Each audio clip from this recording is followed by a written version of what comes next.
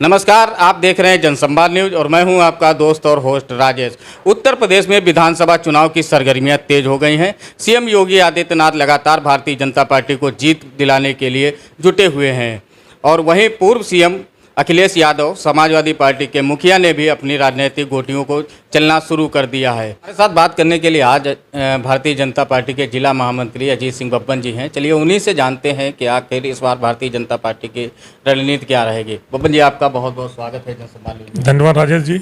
उत्तर प्रदेश के विधानसभा चुनाव होने वाले हैं। भारतीय जनता पार्टी इस बार किन मुद्दों पर और क्या रणनीति के साथ लोगों के सामने जाएगी? हमारा मूल मंत्र सबका साथ, सबका विकास, सबका विश्वास और सबका प्रयास।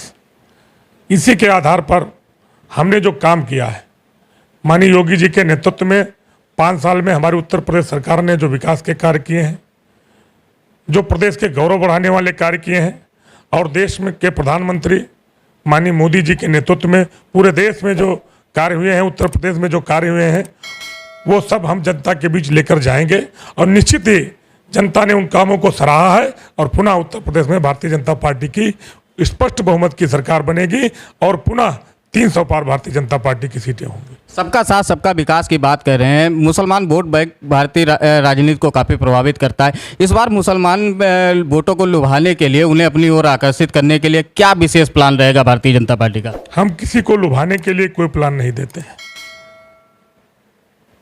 विकास सबका, तुष्टिकरण किसी का नहीं।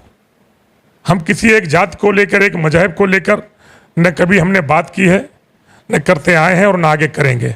हमारा मानना है विकास सबका होना चाहिए, बराबर होना चाहिए। और भारतीय जनता पार्टी की सरकार में जो भी योजनाएं आई हैं, जो भी लागू हुए हैं योजनाएं, उनमें कहीं पर कहीं कोई आप न जातिवाद देखेंगे, न आप भाषावाद देखेंगे, न कहीं पर मजहब या धर्मवाद, कोई सांप्रदायिकवाद देखेंगे। क्षेत्रीय राजनीति इस समय देश की राजनीति को काफ़ी प्रभावित करती है। यूपी विधानसभा चुनाव आने वाले हैं। क्षेत्रीय दलों से आपका गठबंधन, आपका सामंजस्य किस प्रकार से रहेगा? हमारे नेतृत्व ने कहा है, कुछ दल हमारे साथ पहले से ही हैं और राष्ट्रवाद की विचारधारा से जिनका संबंध होगा, या हमारा जो केंद्रीय प्रदेश नेतृत्व जो छोटे दलों को लेकर अभी आगे चलने की बात कह रहा है, वो हो सकता है। बाकी Samajwadi party, Bahujan Samaj party, Congress party का अस्तित्व खत्म हो गया है। इनका नाम लेने वाला कोई नहीं बचा है। ये दल कहीं पर बचे नहीं हैं। पहले जितनी इनकी सीटें आ गई थी, उनसे भी ये नीचे जाएंगे। गठबंधन में आप सभी को समायोजित कर चल रहे हैं इस समय, लेकिन क्षेत्रीय दल लगातार आपको आंख दिखाने का काम कर रहे हैं, लगातार आपसे डिमांड मांग रहे हैं। क्या रहेगी इस बार जो है भारतीय जनता पार्टी की रणनीति? क्षेत्रीय जो दल हैं वो क्यों आपको आंख दिखा रहे हैं? हमारे जो सहयोगी दल है, कोई हमको आंख नहीं दिखा रहा। निषाद पार्टी नहीं, वो कहीं पर अगर कोई बातें हैं भी, वो आपस में बैठ के सुलझ ली जाती हैं। हमारा दल लोकतांत्रिक मूल्यों पर विश्वास करता है और लोकतंत्र में चर्चा होती रहती है। ओम प्रकाश राजभर भी लगातार आपको आंख दिखा रहे हैं। केंद्र आपके मंत्रिमंडल का हिस्सा भी रह चुके हैं। उनका एक वीडियो वायरल हुआ था। उसके बाद क्या आपका शीर्ष नेतृत्व भारतीय जनता पार्टी में आने के लिए उन्हें लगातार प्रयासरत है, उन्हें लाने का प्रयास कर रहा है? ये दोहरा मापदंड क्यों? नहीं, अभी ऐसा कुछ नहीं। ओम प्रकाश राजभर पहले हमारे साथ ही थे, लेकिन इस समय हमारे साथ नहीं है। उन पर हम कोई बात नहीं कर सकते। ओवैसी जी भी इस बार जो है यूपी विधानसभा चुनावों के लिए अपनी राजनीतिक चालें चल रहे हैं, लगातार मुसलमान वोटों को अपनी ओर आकर्षित कर रहे हैं। लोग कहते हैं कि ओवैसी जो है भारतीय जनता पार्टी की बी टीम की तरह काम करता है। कहीं पर लोग ओवैसी को बी टीम कह देते हैं, कहीं पर लोग बसपा को कह देते हैं, कहीं पर सपा को कह देते हैं, कहीं पर आम आदमी पार्टी को कह देते हैं। ये विपक्ष भ्रमित है। भारतीय जनता पार्टी अकेले इन सब पर काबू पा रही है, अकेले इन सब से लड़ रही है। और भारतीय जनता पार्टी की बराबरी करना तो दूर, भारतीय जनता पार्टी के बराबरी खड़े नहीं हो पा रहे हैं। किसी भी दल में इतनी आज की हैसियत नहीं बची है जो भारतीय जनता पार्टी को चुनौती दे सके। इस बार भारतीय जनता पार्टी का मुख्य मुकाबला आप किससे मानते हैं? समाजवादी पार्टी, बसपा या कांग्रेस? ये सब एक साथ गठबंधन करके लोकसभा चुनाव सपा बसपा लड़के देख चुके हैं। कांग्रेस सपा का भी गठबंधन करके चुनाव लड़के देख चुके हैं। सपा बसपा भी गठबंधन के पहले किए थे, इनकी क्या दशा हुई। कांग्रेस समाजवादी पार्टी की इन्होंने गठबंधन हुआ था, उनकी क्या दशा हुई। भारतीय जनता पार्टी किसी से अपनी लड़ाई नहीं मान रहा है। भारतीय जनता पार्टी स्पष्ट बहुमत की सरकार बनाएंगे और जितनी सीटें हमको पिछली बार मिली थी उनसे भी ज़्यादा सीटें हम लोग पाएंगे। ये लोग सोचें, जो विपक्ष आज तय नहीं कर पा रहा है कि वो किसके साथ गठबंधन करें, किसके साथ जोड़ी बनाएं, ये लोग अपने खिलाड़ी तक ही तय नहीं कर पा रहे हैं, मैदान में आने की बात तो दूर। पेट्रोल डीजल के लगातार बढ़ते दाम क्या इस बार भारतीय जनता पार्टी की रणनीति पर पार्टी फेर सकते हैं? 2009 से 2014 के बीच में जो पेट्रोलियम पदार्थों में बढ़ोतरी हुई उनका औसत, और 2014 से लेकर आज 2021 तक जो बढ़ोतरी हुई है उनका औसत देख ले, पिछले की तुलना में इसमें बढ़ोतरी कम हुई है। दूसरी बात, कोरोना जैसी वैश्विक महामारी से भी हमारा देश लड़ा है, जूझा है। माननीय मोदी जी जैसा सक्षम नेतृत्व, जिन्होंने संपूर्ण देश में प्रत्येक व्यक्ति को फ्री टीका लगवाने की योजना की, सबको फ्री टीका लग रहा है, सबको फ्री राशन मिल रहा है, अन्य योजनाएं भी दे रहे हैं। आप समझ लीजिए, कोरोना जैसी महामारी के साथ भी हम लड़ रहे हैं, उसके साथ हम देश के विकास की भी गाड़ी का जो पहिया है वो भी नहीं रुकने दे रहे हैं। ऐसे में हमें नहीं लगता कहीं पर जनता बहुत समझदार है, कहीं पर ऐसी कोई स्थितियां नहीं आने वाली। जनता बहुत समझदार है, वो जानती है भारतीय जनता पार्टी की सरकार हमारे लिए है। भारतीय जनता पार्टी की जो सरकार है उसका कोई भी निर्णय, कोई भी योजना बन रही है वो जनता के हित के लिए बन रही है, गरीबों के हित के लिए बन रही है, संपूर्ण समाज के हित के लिए बन रही है। बढ़ती महंगाई लोगों को काफ़ी प्रभावित कर रही है। लगातार रसोई गैस सिलेंडर के दाम बढ़ रहे हैं, महंगाई काफ़ी बढ़ती चली जा रही है, सरसों के तेल के भी रेट लगातार बढ़ रहे हैं, लोग परेशान हैं और वो कह रहे हैं कि महंगाई से किस प्रकार भारतीय जनता पार्टी निजात दिलाएगी।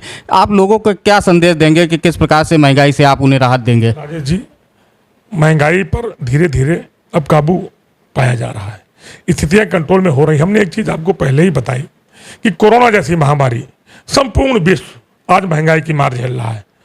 ऐसे में भारत में उसको काबू पर किया जा रहा है, भारत में महंगाई पर काबू किया जा रहा है और इसके साथ साथ गरीबों के उत्थान के लिए योजनाएं भी बन रही हैं, चाहे फ्री राशन हो, चाहे फ्री गैस सिलेंडर हो, चाहे फ्री की बात कर रहे हैं। जब यही काम केजरीवाल सरकार करती है तो उनके ऊपर आप लोग जो है उंगलियां उठाते हैं, और यही काम जब भारतीय जनता पार्टी करती है तो आप उसका गुणगान करते हैं। ऐसा क्यों होता है? केजरीवाल की नीति में खोट है, उनकी नीति में खोट है।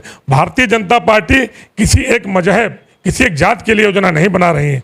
आप केजरीवाल सरकार की योजनाओं की तुलना भारतीय जनता पार्टी की सरकार से कर ले, जो भी अंतर है आपको इस पर नजर आ जाएगा। आम आदमी पार्टी भी इस बार जो है यूपी के चुनाव लड़ने जा रही है, क्या आम आदमी पार्टी यूपी के चुनावों पर कोई प्रभाव डाल पाएगी?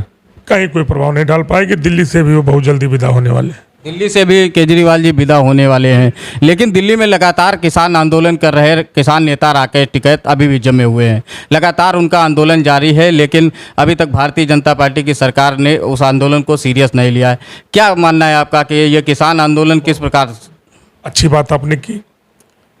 राकेश टिकैत जी हो या अन्य किसान नेता हो, किसान हो, केंद्र सरकार ने सबको वार्ता की मेज पर बुलाया, कई दौर की वार्ता हुई, लेकिन राकेश टिकैत के पीछे कौन लोग हैं, इसके पीछे भी जाइए।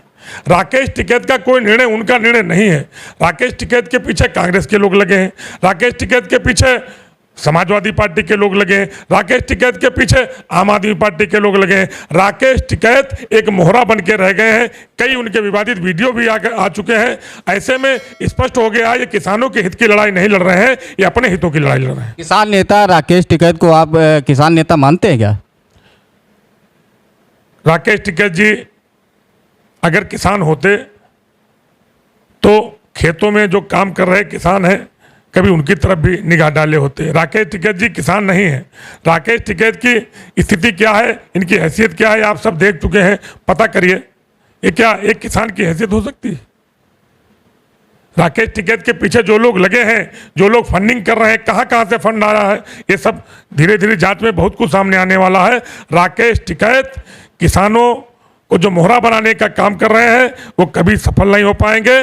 राकेश टिकैत खुद मोहरे बन चुके हैं। भारतीय जनता पार्टी ने किसानों के लिए बहुत कुछ किया है, चाहे किसान सम्मान निधि हो, ऐसे ही बहुत सी चीज़ें हैं। और एक चीज़ बताइए, जो ये किसान बिल है, क्या कारण रहा जिसकी किसान बिल की पहले ये लोग कह रहे थे अच्छा बिल है, 15 दिनों बाद, 1 महीने बाद ये किसान बिल की बुराई करने लगे हैं।